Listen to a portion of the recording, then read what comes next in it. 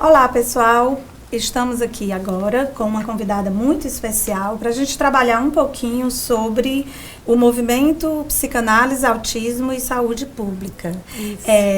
Para conversar com a gente sobre isso, nós estamos aqui com a professora mestre Luana Timbó Martins de Amoreira, que é psicóloga formada pela Unifor, mestre em Psicologia pela Universidade Federal do Rio de Janeiro, professora do curso de Psicologia da FANO, psicanalista do Centro de Referência à Infância, que é o INSERE. Seja bem-vinda, professora Luana. Obrigada. Obrigada você por compartilhar conosco um pouco, né, dos seus conhecimentos e saberes e experiências. Certo. Então, professora Luana, eu acho que a gente poderia começar você nos falando um pouco sobre o movimento Psicanálise, Autismo e Saúde Pública. Certo. O movimento Psicanálise, Autismo e Saúde Pública, que as pessoas geralmente chamam de MPASP, ele surgiu no final de 2012 como resposta a uma portaria que teve em relação à saúde mental lá em São Paulo. Saiu um documento lá em São Paulo que restringiria o atendimento de pessoas com autismo a uma abordagem específica da psicologia, que no caso era comportamental, retirando a possibilidade de psicanalistas atenderem pessoas com autismo. E aí houve uma resposta dos psicanalistas, né, a essa portaria, que no final foi voltou-se atrás, né? E aí se criou um movimento, que o movimento Psicanálise, Autismo e Saúde Pública, que envolve psicanalistas e instituições psicanalíticas do Brasil inteiro. Então, assim, nasceu a partir disso, mas todo ano o movimento tem feito jornadas, 1 ou 2 vezes por ano. Esse ano foi no Rio de Janeiro, próximo ano também vai ser no Rio de Janeiro, mas começou em São Paulo. Para se discutir teoricamente sobre políticas públicas, sobre o autismo, sobre o que a psicanálise tem a oferecer. E aí existe um blog, né, que é psicanálise, autismo, saúde pública.wordpress. Enfim, eu não sei, net, eu acho. Se vocês colocarem no Google, psicanálise, autismo, saúde pública, vai aparecer o blog, certo?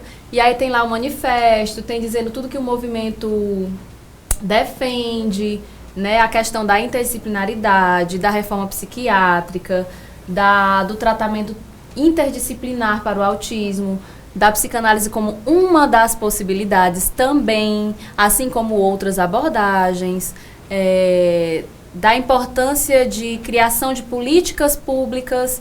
Então, o movimento ele tem braços tanto assim na clínica como teóricos, né, de estudo, de pesquisa, como também tem um braço na política. E aí, eu venho acompanhando esse movimento, né, lá pelo INSERE, a gente vem acompanhando o movimento porque a gente é uma instituição psicanalítica, né, então a gente acredita que nos envolve, de certa forma. A gente tem a ideia de montar, se possível, um núcleo regional, mas o INSERE não quer ser assim, o núcleo regional, o representante do movimento no Ceará, em Fortaleza, né, em cidades como Quixadá. A gente queria ser uma das instituições representantes. Então, a gente, na verdade, tem buscado parcerias para estabelecer um núcleo regional e que a gente possa também aqui estudar um pouco, né? Então, Luana, fala um pouquinho do INSERE, né, para que, né, nossos ouvintes possam conhecer. O INSERE, Centro de Referência à Infância, é uma instituição da qual eu faço parte, que é uma instituição clínica que trabalha com interdisciplinaridade. Nós temos psicólogos, terapeuta ocupacional, fonoaudiologia. O INSERE surgiu no ano 2000, estamos completando 15 anos. Agora somos 9 membros da equipe, né, sendo 7 psicólogos, uma terapeuta ocupacional e uma fono. E o INSERE nasceu com a proposta de cuidar do que na época se chamava de distúrbios globais do desenvolvimento, né? Ou seja, de sofrimentos mais graves, de crianças que tinham diagnóstico de autismo, que tinham diagnóstico de psicose infantil. E todos no INSERE estudamos psicanálise. Então, por isso que esse movimento, de alguma forma, a gente acha que tem a ver. Dentro dessa perspectiva da interdisciplinaridade, Você falou aí da presença de 2 profissionais não psicólogos. Isso. Por que não mais? Eu acho que você pode passar um pouquinho disso pra gente. Na verdade, assim, a gente tem uma abertura para receber profissionais de áreas afim que trabalham com saúde mental. A nossa única vertente, assim, fixa é a psicanálise, mas mesmo assim é uma psicanálise plural. Eu posso dizer que essa coisa da interdisciplinaridade, mesmo dentro da psicanálise, dos psicólogos que fazem parte do Insere, é algo interdisciplinar porque temos leituras variadas, né? A gente sabe que a psicanálise são psicanálises. Então, tem vários autores e a gente está sempre, um entrando no trabalho do outro, discutindo conceitos teóricos e a gente, na verdade, tem abertura para receber profissionais de outras áreas. Temos o desejo, inclusive, de que cheguem.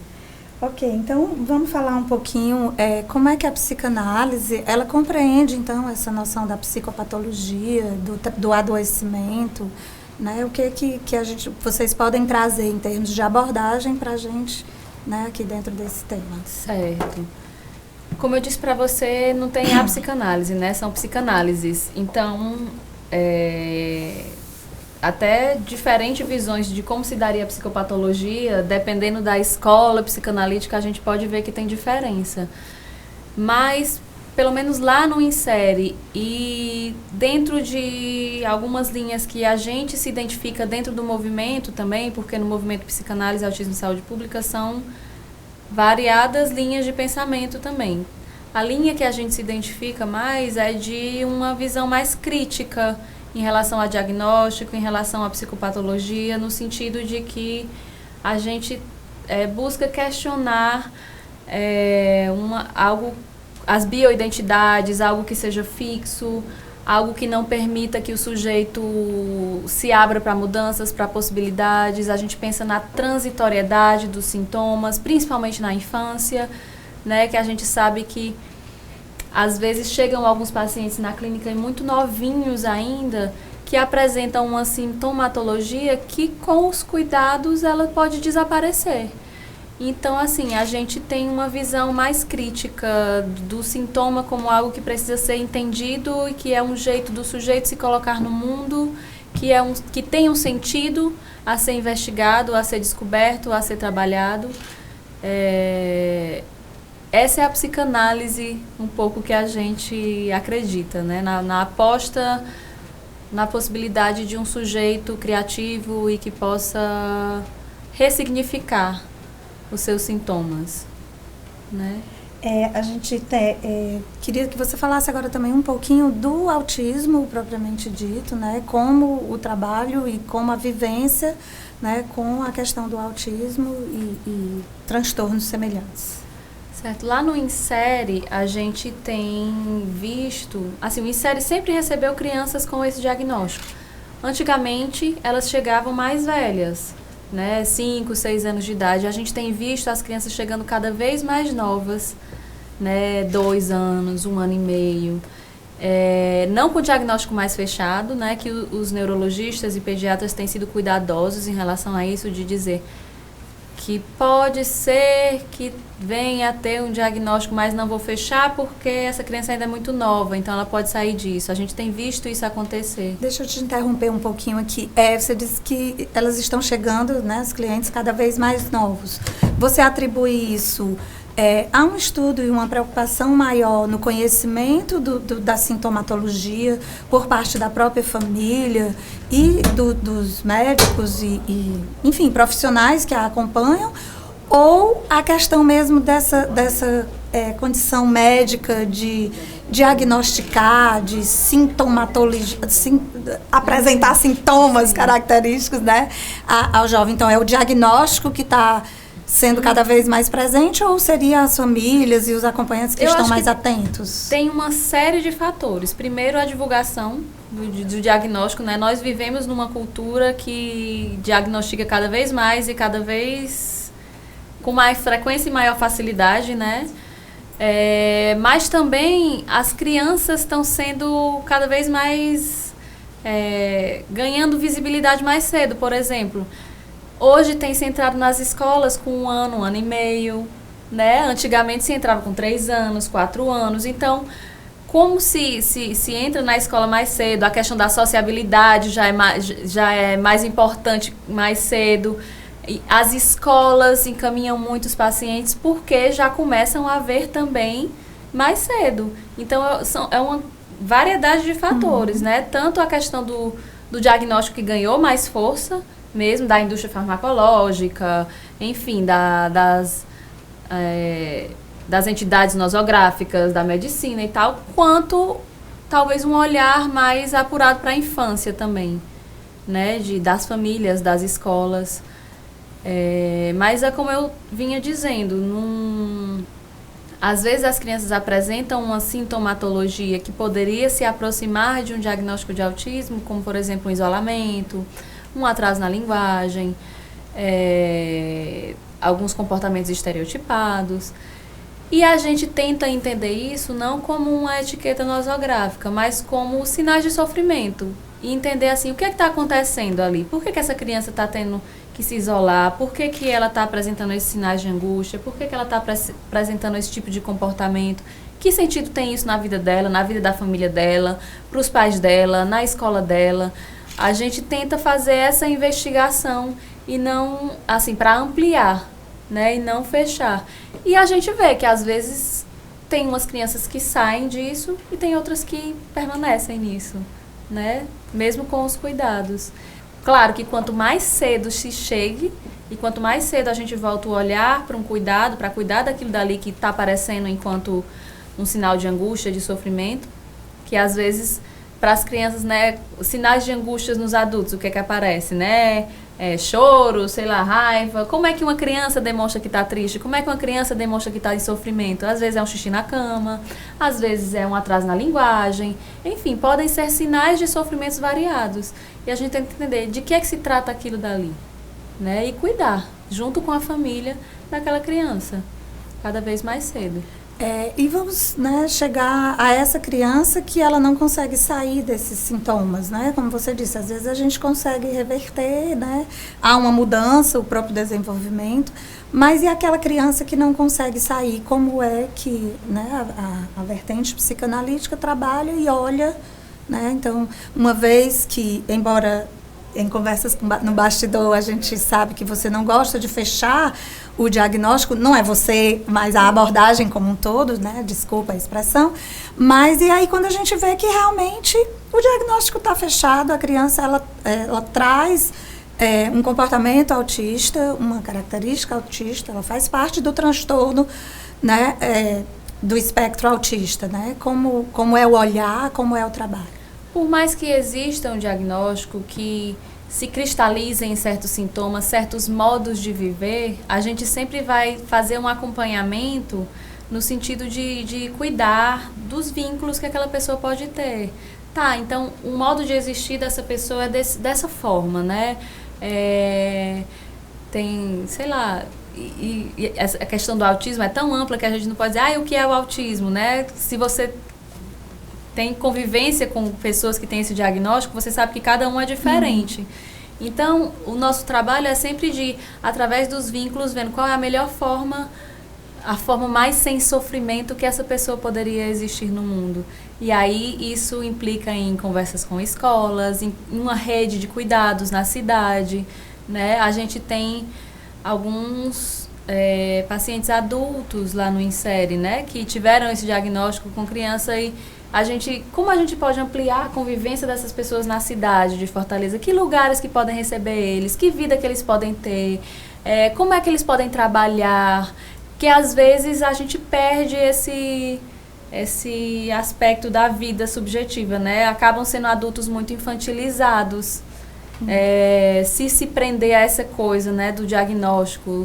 Então a gente sempre tenta trabalhar assim, uma maneira de existência, que maneira que essa pessoa pode existir dentro do jeito dela, que gere menos sofrimento para ela, para a família, e que possa ela coexistir no social como todos existimos, né? E somos todos diferentes. Eu tenho os meus jeitos de ser, as minhas manias, você tem as suas, e ele tem as deles que podem ser mais acentuadas em certos pontos. Então, é isso, possibilitar modos de existência. Não sei se eu estou conseguindo compreender corretamente. Então, o trabalho, né, que é desenvolvido, ele foca o cliente ou vocês acompanham também um trabalho com a rede de apoio desse cliente? A gente, para essas pessoas que têm um sofrimento mais grave, vamos dizer assim, um aparelho psíquico mais diferente dos ditos normais, a gente entende que sempre uma rede de cuidados é mais interessante, tanto que são pacientes que a gente atende de forma interdisciplinar. Por exemplo, por mais que eu atenda um paciente no meu consultório particular, a equipe toda do Insere está envolvida enquanto rede. E a gente busca ampliar essa rede para parcerias fora do Insere também. Porque a gente entende que a criação desse modo de existência envolve a convivência com o social.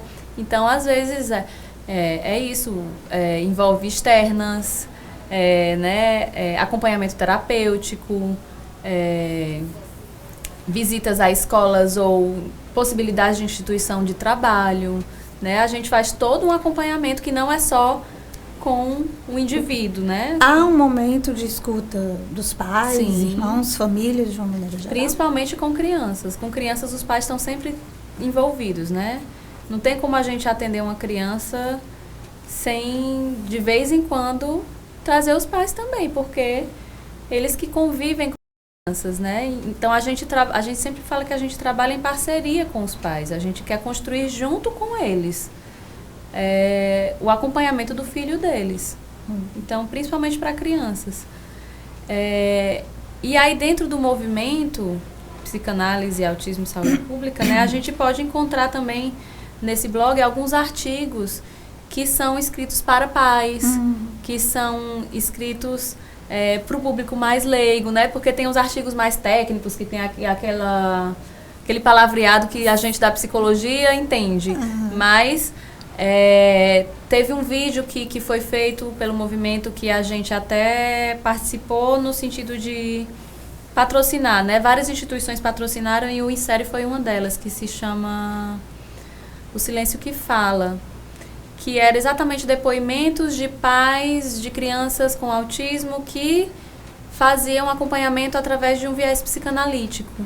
E do que é que mudou para eles, enfim, a partir do acompanhamento dos filhos, o que é que mudou, o que é que não mudou, o que é que era difícil, o que deixou de ser. É um vídeo mais de depoimentos de pais, assim, que exatamente essa ideia de que o movimento possa falar tanto clinicamente com os pacientes, quanto com as famílias, quanto em aspectos políticos. Por exemplo, acompanhando o movimento esses 3 anos, né, já de 2012 até aqui, tem uma lista de e-mails e aí várias discussões. A gente acaba entrando em discussões políticas que às vezes nem dizem respeito ao autismo, por exemplo, da redução da maioridade penal. Assim, de que quem está engajado no movimento, que conhece senador tal e deputado tal, porque a visão psicanalítica é plenamente contra essa história de redução da maioridade penal, né? Da psicologia, o CFP também se colocou contra. Sim. E aí, então, às vezes foge um pouco desse âmbito do autismo e vai mais para outras questões que estão relacionadas também, né? Até porque está falando da saúde pública de uma maneira geral. Que né? políticas públicas precisam ser construídas e como a gente pode, enquanto especialistas de uma área, tá dando nossa opinião técnica para senadores, deputados e, né, saiu aquela lei que coloca o autismo dentro das deficiências, né, legalmente. Agora os autistas, quem é diagnosticado com autismo tem todos os amparos legais de pessoas com deficiência, né? Só que a gente sabe, né, que os amparos, que isso não é só uma questão legal, é uma questão de subjetivação também, né? E aí é discutido o que é que tem por trás disso tudo. E aí a gente volta a essa questão do diagnóstico. Acho que você poderia falar um pouquinho dessa visão, porque trabalhar de uma forma diferente né, do diagnóstico. Mais cedo nós estivemos conversando a Luana esteve com a gente em uma palestra onde foi colocado como trabalhar dessa visão do diagnóstico. Passa para os nossos ouvintes também como vocês recebem e procuram trabalhar, porque eu acho que é bem interessante, né, eles acompanharem essa ideia. Certo. São duas coisas diferentes, né? O movimento Psicanálise, Autismo e Saúde Pública e o Insere. Como eu disse, a gente, enquanto Insere, tem identificação com algumas vertentes do movimento. Se a gente for lá, se alguém for lá participar da jornada, você vai ver mesas e várias discussões teóricas, né? E aí, não, porque o conceito tal diz respeito a isso, não, mas eu acredito nisso e não sei o que, e aí vai se construindo meio que uma consensualidade em relação a diagnóstico, em relação ao autismo, porque a psicanálise, inclusive dentro dela, tem várias formas diferentes de se entender diagnóstico e de entender autismo, né? Tem psicanalistas que falam de uma quarta estrutura, né? Quem é mais estruturalista, a coisa neurose, psicose, perversão, autismo. E uma outra. Tem outros que colocam o autismo dentro da psicose. Tem uns que já essa questão da estrutura já é mais transitória, já falam mais de um desenvolvimento, de uma maturidade ou imaturidade psíquica. Então, dentro da psicanálise tem divergências. Mas lá no Insere, como é que a gente trabalha essa versão do diagnóstico, nessa visão do diagnóstico? A gente tem uma preocupação sempre de estar assim, de estar se perguntando a que serve um diagnóstico, como a nossa prática pode ser ética em relação ao diagnóstico, diagnostica, não diagnostica. A gente costuma dizer assim, não trabalhamos com diagnóstico, mas isso quer dizer muito mais de uma visão do diagnóstico dos manuais psiquiátricos, né? DSM, CID, do que não vamos nem discutir diagnóstico com, sei lá, se a gente for conversar com um psiquiatra, a gente sabe que a gente tem que falar dessas coisas. Mas é isso. A que serve um diagnóstico? O que é que tem por trás daquilo? A que serve eu saber que uma criança é autista ou tem TDAH, né? Transtorno de déficit de atenção e hiperatividade? O que é que aquilo dali faz sentido na vida daquela criança? Então, a gente tenta ter uma visão mais próxima da ética e da estética e da política do que uma visão biomédica, do que uma visão de fechar um diagnóstico como uma sentença. Porque a gente tem experiências clínicas que mostram pessoas que têm o diagnóstico de autismo e que fazem coisas que não poderia estar dentro da classificação se fosse pegar piamente aquela classificação. Não, autista é assim, assim, assado. Então, essa pessoa não era para estar fazendo isso. É como se ele usasse do diagnóstico, né, para ampliar certos comportamentos, digamos assim, ou justificar porque, outros. por exemplo, poderia ter a ideia de os autistas não têm simbólico. Ou seja, fazer uma metáfora, fazer uma piada é uma coisa que um autista não deveria conseguir fazer. Dentro de um diagnóstico ali do DSM, clássico, né? Clássico. Bem, temos pessoas com diagnóstico de autismo lá no Insere que fazem piadas. E aí? E aí, para onde é que ele vai, né? Para onde é que ele vai? Não dá para fechar assim, né? De ser uma sentença. De eu poder ver um rapaz que tinha o diagnóstico de autismo tá num evento cultural da cidade e dar a mão para pessoas e dançar uma ciranda. Ou seja... Não é autista? Pois é, né? Não é? Então, pra gente é muito mais importante ver essas singularidades do caso a caso do que tá nomeando, enfim, uma coisa generalizada. A gente ok, tem um diagnóstico de autismo, mas quem é esse daqui? Quem é esse? Não perder a subjetividade do sujeito dentro do diagnóstico. Isso, não perder a subjetividade dentro do diagnóstico. Isso que é essencial para a gente, né? Então, às vezes as pessoas chegam com o diagnóstico que elas mesmas pegaram do Google, né? Né? Não, tenho depressão, Dr. Google resolve, tenho né? TDAH, tenho autismo, enfim, o meu filho tem autismo. E a gente, mas então, como é que é o autismo do seu filho? Como é que é o seu TDAH? Como é que é a sua depressão, né? Você tem depressão e como é que é a sua depressão, né? Não vamos, a priori, entender, tem depressão, então já sei do que se trata. Não sei do que se trata só por essa palavra, não. Eu tenho que ver o que é que aparece ali, né?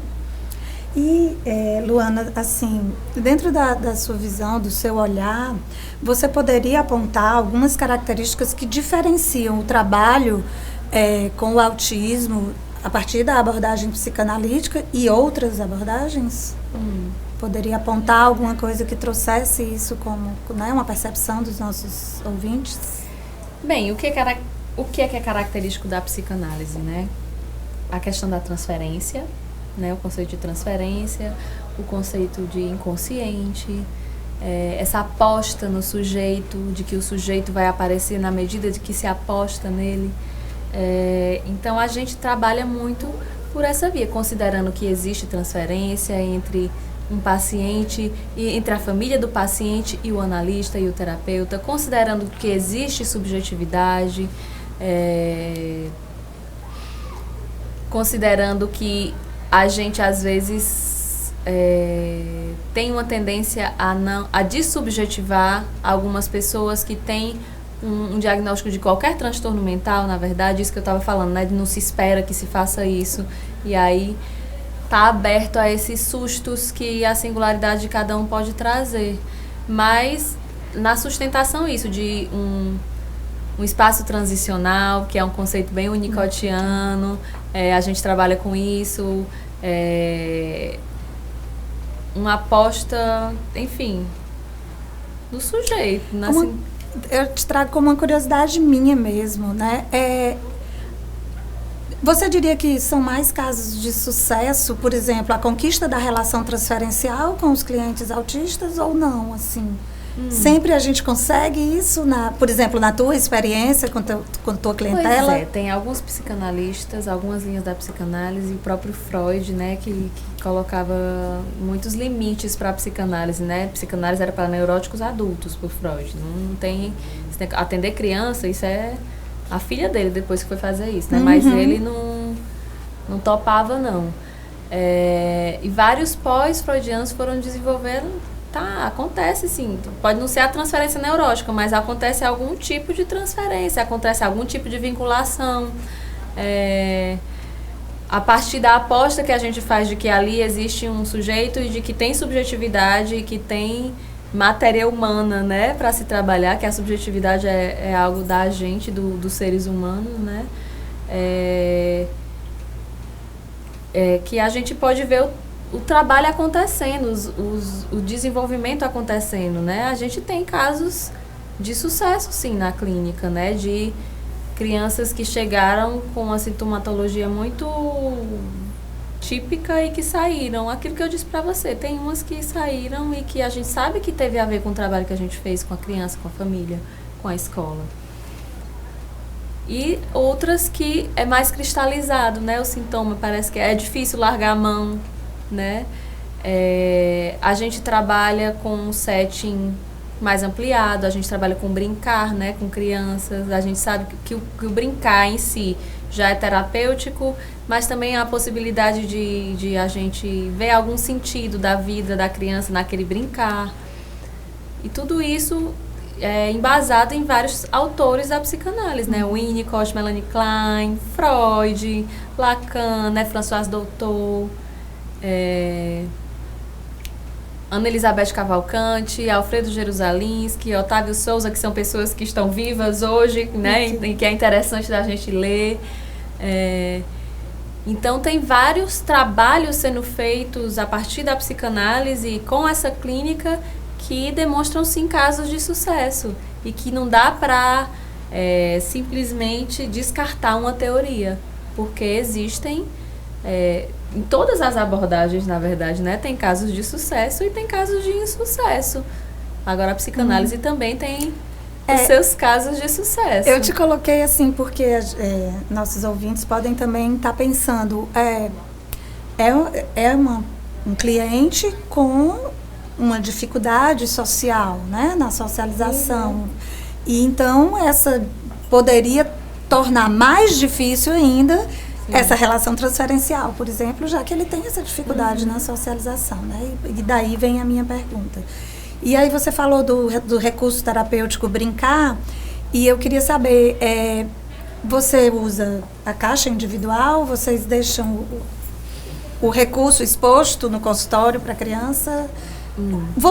Eu sei que são várias vertentes, várias visões, né? Mas a Luana trabalha como? Eu não tenho, particularmente, eu não tenho uma caixa lúdica. Eu tenho brinquedos na minha sala, no armário, que ficam à disposição de todas as crianças. Às vezes, as crianças elegem um brinquedo favorito e pedem até para levar para casa. Dependendo do brinquedo, é possível, às vezes não é, né? Porque todas sabem, olha, essa sala aqui outras crianças vêm brincar. Por mais que às vezes tenha umas que não queiram saber que outras crianças entram ali naquela sala, né? E às vezes é possível emprestar o brinquedo, às vezes não, mas cada um tem a sua pastinha com os seus desenhos, enfim. A gente também trabalha com grupos terapêuticos e a gente tem uma sala de grupo e aí os brinquedos ficam todos expostos e não é... Os grupos acontecem de forma muito espontânea, não tem nada diretivo. A gente tá lá para brincar. Então, assim, a brincadeira... De que vamos brincar hoje? Surge na hora. Não tem uma combinação assim... próximo grupo, vamos fazer isso, né? É muito... O que aparece na espontaneidade das crianças. Inclusive, grupo com crianças que... tem dificuldades de socialização, né? Que tem crianças que... E aí o nosso trabalho é exatamente de poder costurar um brincar para criar um brincar compartilhado. Porque às vezes está o fulaninho ali brincando, enfim, com os carrinhos e o outro aqui brincando com as comidinhas. E aí a gente... não, vamos levar esse carro para visitar o restaurante do fulano de tal. E se cria todo um brincar compartilhado que não existia antes, né? O recurso terapêutico do brincar é muito rico. Muito rico é o trabalho que vocês desenvolvem de uma maneira geral lá no Insere, né? E muito rico são as contribuições que a psicanálise pode trazer dentro desse tema específico. Luana, você gostaria de fazer um fechamento, né? Acerca do tema que a gente está trabalhando aqui agora? Fica à vontade. Olha, eu acho só que... Enfim, entrem no blog do movimento para vocês saberem um pouco mais de que se trata o movimento. A gente também, o Insere, tem o site do Insere, né? insere.org.br, temos uma página do Facebook, o movimento também tem uma página do Facebook. Quem se interessar em estudar mais, em ler mais, podemos manter trocas por e-mail, o mundo virtual facilita isso, né? E é isso. Eu achei muito legal na tua fala, porque você traz mesmo essa interdisciplinaridade dentro da própria psicanálise, né? E abrindo também que existem atuação, né, em várias abordagens e que não podem ser fechadas, como o próprio movimento veio a trazer à tona, né? Porque o movimento não é uma coisa assim em defesa da psicanálise, é em defesa da possibilidade de interdisciplinaridade da rede de cuidado, seja lá qual a abordagem for. Né? O cuidar do sujeito, né? Cuidar do sujeito. Que é nosso papel também dentro de uma visão bem maior do psicólogo. Sim, né? sim. E a gente queria te agradecer, Luana, a participação, né? Agradecer a oportunidade de você contribuir aqui com, né, os nossos...